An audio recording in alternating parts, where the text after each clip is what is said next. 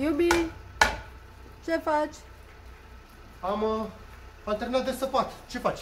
Uite, te filmez. Filmează-mă, mă, dacă atât te duce capul.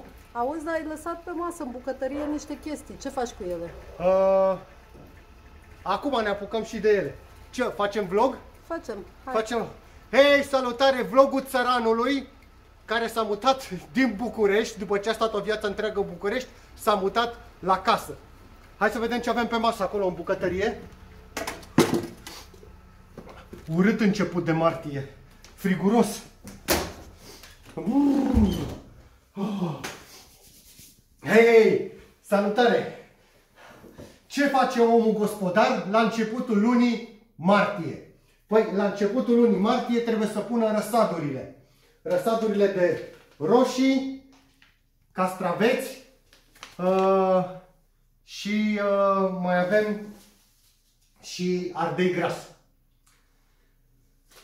Deci omul care a crescut toată viața în București, fraților, născut și crescut în București. M-am apucat eu de agricultură.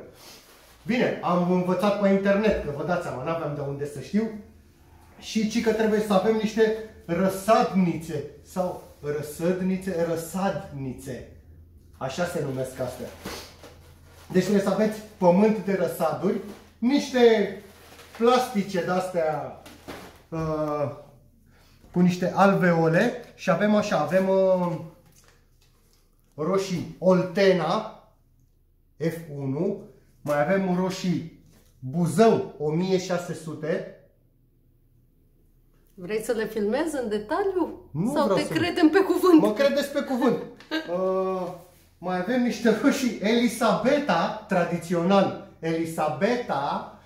Deci Elisabeta o să te pun în pământ, dacă vrei să știi.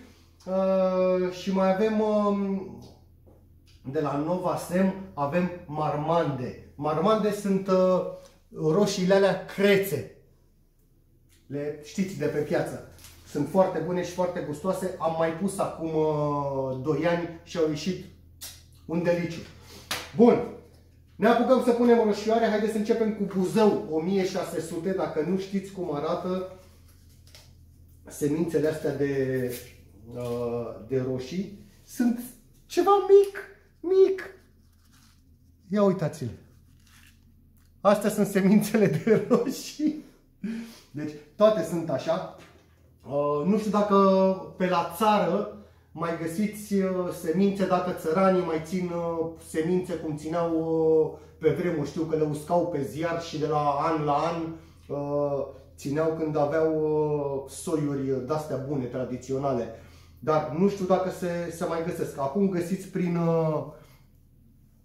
prin Carrefour, prin Hornbach, prin Oșan, găsiți tot felul de semințe. Deci se ia sămânța cu penseta.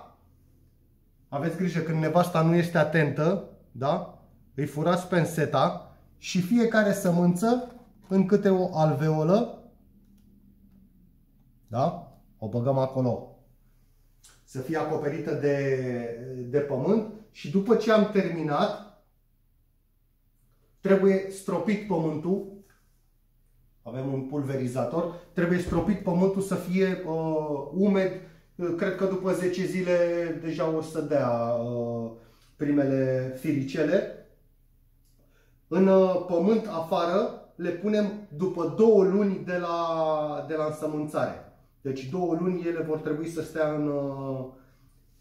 în alveolele astea. Dacă vreți să le repicați, sau cum se numește, adică să le mutați în păhărele de plastic mai mari, o puteți face, dar atunci când ele sunt cât de cât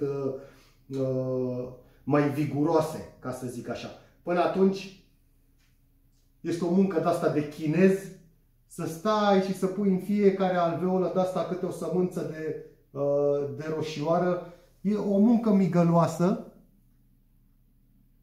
dar cine papă roșii, castraveți și ardei gras la vară? Eu, nu? Băi, așa e românul, gospodar. Iarna își face car și vara sanie, nu? Sau cum era? Vara sanie și iarna car și... Păi și în cârciumă când mai stă, mă? Dacă el muncește tot timpul. Când mai stă românul în cărciumă? Bine, acum cărciumile sunt închise. Da.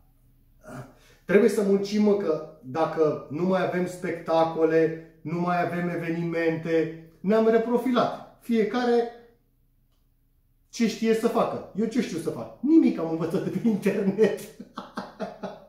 Dacă aveți sfaturi, dacă voi faceți altfel decât fac eu, aștept să-mi comentați și să-mi spuneți dacă am făcut bine sau nu. Bun, deci am pus 2 rânduri de... Aha, de Buzău 1600. 2 rânduri. Bun. O să mai punem 2 rânduri din Elisabeta. Ia o să vedem ce zice Elisabeta. Hai, Elisabeta, ieși afară. Ia să le vedem. Tot așa micuțe sunt. Și coana Elisabeta tot așa micuță e. Așa ceva. Bun, haideți să punem și 2 rânduri de Elisabeta. Aici, în partea asta, o să pună castraveții și ardeiul gras. Asta este doar pentru roșii. Famă, deci muncă de asta de chinez. Asta lui Zamzu îi plăcea, munca asta, precis. Colegul meu, Zamzu, gogoașă, frate, deci este un meticulos, n-ați văzut. Deci la orice îi place să bibilească, să stea el până nu e perfect, nu se lasă. Da. Doamne! Mă întreb la fermele alea mari, tot așa? Sau pur și simplu iau semințele și le împrăștie și cioie și o ieși. Au mai mulți chinezi, mă, la fel. Au mai mulți chinezi. Băi, s-au umplut țara de chinezi, de vietnameze. Bine, ci că sunt și ieftini la plată ăștia. Că noi românii suntem mână de lucru scumpă. Bă, scumpă, dar bună, băi. Scumpă, dar bună. Ce? Unde am pus ultima oară? Stai că mi-a căzut asta. Unde am? Aici am pus. Aici trebuie să pun. Băi, e munca dracu și asta. Nu ziceți voi că e ușor? Vă zic eu, e greu, frate. Faci agricultură cu penseta și Faci agricultură, da. și te plânge. Mai am un rând de Elisabeta. Și după aia treci la vaccinul numărul 4 pe anticovid. Da, nu, după aia punem, nu știu ce mai am pe aici. Oltena. Stai așa, stai să terminăm cu Elisabeta. Încă 2 de Elisabeta. Băi, stai că n-am luat. Uitați-vă ce mici sunt, Doamne! Așa ceva. Uitați-vă ce mici sunt. Ce-i mă asta? Din asta o să iasă un fir de roșie. Vă vine să credeți? Hai să punem Elisabeta înapoi. Așa. Bun. Și să punem Oltena. Bă, ori fi din Oltenia astea, de se numesc așa? Ia să vedem. Bun. Din astea iese praz, măi. Da, ei, uite-mă, stai că ne-a dat și... Uite-le. Oltena. Distanță între plantare 70, 90, 25. Deci, astea nu sunt 90, 60, 90, sunt 70, 90 ori 25. Da? Bun, ia să le vedem. Oltena. Oltence fierbinți. Oba!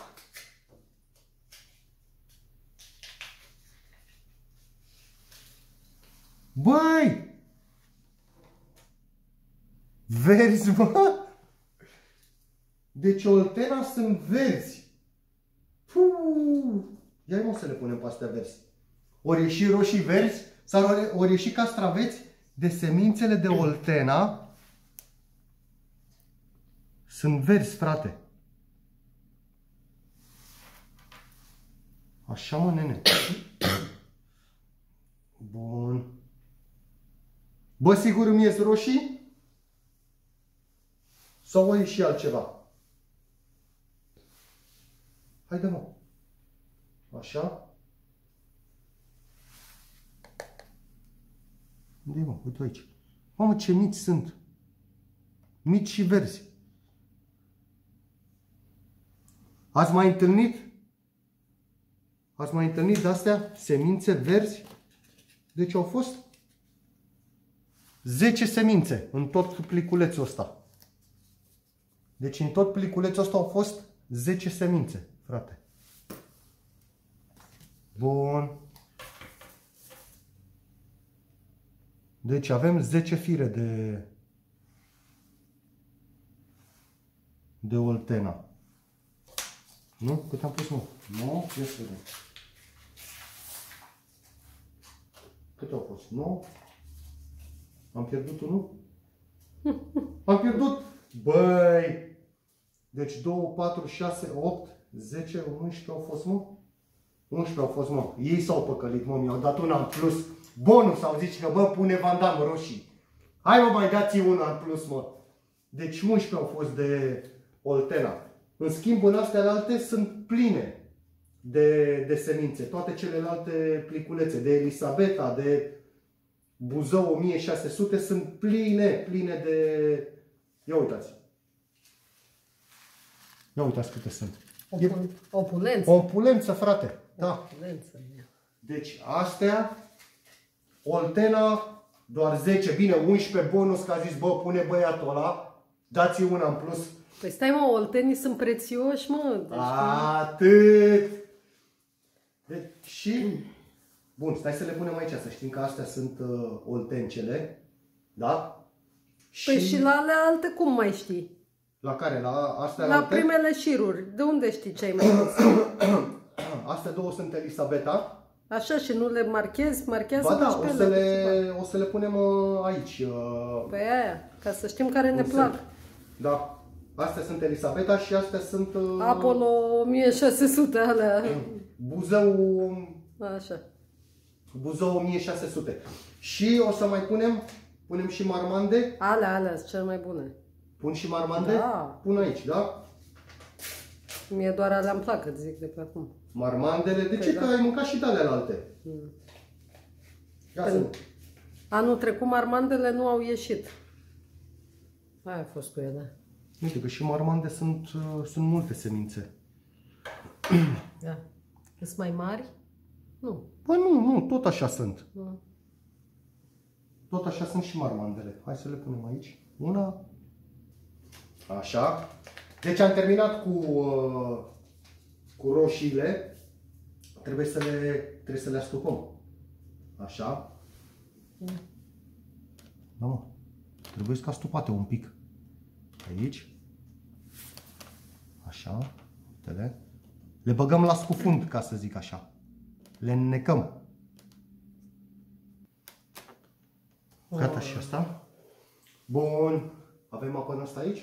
Da, eu am pus, dar vezi să nu fie prea mult jetul.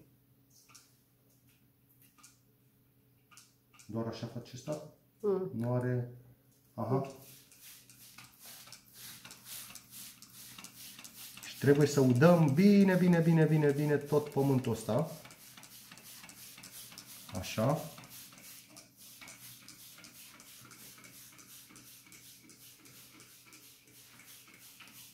Bine de tot. Și nu trebuie neapărat să stea la lumină, pentru că nu am nevoie de lumină, abia după ce vor ieși au nevoie de lumină. Trebuie să stea totuși la cald. La cald, fraților, că este un început de martie foarte urât. E frig afară. Dar cred că într-o săptămână o să iasă. Facem vlog atunci. Și numărăm câte au ieșit. Că o să vedeți, nu o să iasă toate. De-aia pe la ferme, în alveolele astea pun câte 2 semințe.